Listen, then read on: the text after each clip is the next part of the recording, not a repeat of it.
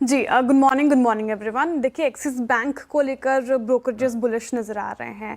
Jefferies की call आई है, by की कॉल दे दी है उन्होंने, और साथ ही टारगेट प्राइस की बात करें तो 1450 रुपये प्रति शेयर का टारगेट प्राइस, यानी कि 20% का रिटर्न एक्सपेक्ट कर रहे हैं ये 12 महीने में एक्सिस बैंक से जेफरीज। एक्सिस बैंक देखिए कॉम्पिटिटर्स के मुकाबले थोड़ा कम चला है, तो यहाँ पे एक चलने की संभावना ज़्यादा नज़र आ रही है जेफरीज को। उनका मानना है, जो कि यतिन ने भी मेंशन किया, Q4 में आप देखें प्रॉफिट जो है वो 7100 करोड़ के आसपास रहा है, फ्लैट रहा है साल दर साल।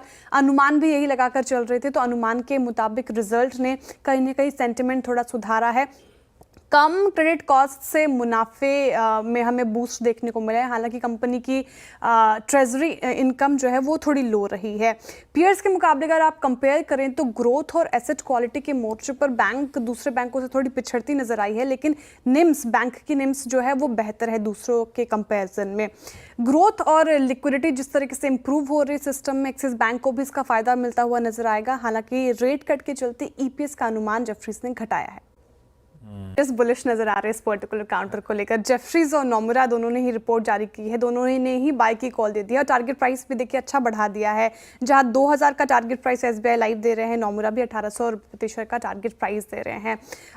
जेफरीज को Q4 नतीजे ठीक लगे हैं। जिस तरीके से value to new business growth, VNB growth में 10% का इजाफा देखने को मिला है साल दर साल, वो अच्छा लगा है। कारण रहा इसका बेटर प्रोडक्ट मिक्स और टर्म इंश्योरेंस अटैचमेंट। साथ ही मैनेजमेंट एसबीआई की सेल्स की अर्ली डबल डिजिट ग्रोथ को लेकर बहुत ही कॉन्फिडेंट है।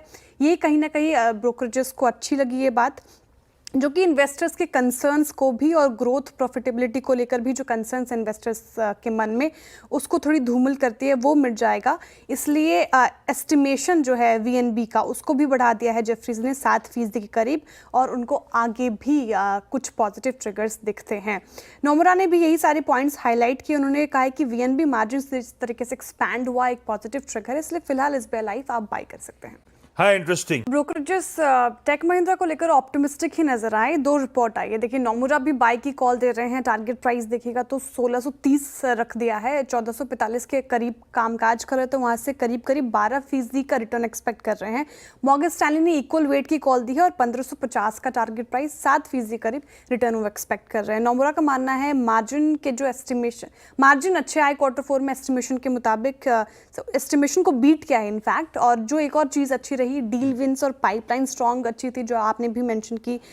लेकिन मीडियम टर्म के लिहाज से थोड़ी प्रोग्रेस धीमी रह सकती है टेक महिंद्रा की, नोमुरा का ये मानना है। मॉर्गन स्टैनली कह रहे हैं कि पीयर्स के मुकाबले आप देखें तो रेवेन्यू के मोर्चे पर कंपनी ज़्यादा बेहतर परफॉर्म करते हुए नजर आई है।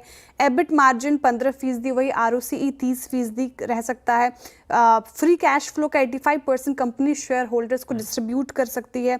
स्ट्रेटेजिक विजन की ओर कंपनी प्रोग्रेस कर रही है, उस पर काम कर रही है। हालांकि जो मैनेजमेंट ने फाइनेंशियल 2027 के लिए जो टारगेट रखा है उसको अचीव करना थोड़ा मुश्किल हो सकता है, कंसिडरिंग मैक्रो एनवायरनमेंट।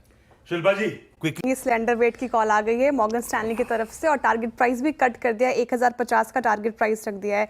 Q4 के नतीजे खराब लगे उनको, ग्रोथ की संभावनाएं कम लग रही हैं, गाइडेंस नहीं दिया, तो फाइनेंशियल 2026 में ग्रोथ विजिबिलिटी नहीं दिख रही।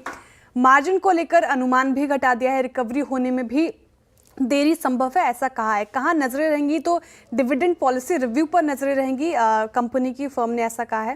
देखिए, फर्म का मानना है कि जो साइंट स्टॉक है वो अभी बहुत चीप है, वैल्यूएशन सस्ते हैं, लेकिन अंडर परफॉर्मेंस दिख सकता है, इसलिए थोड़ा कॉशियस रहें।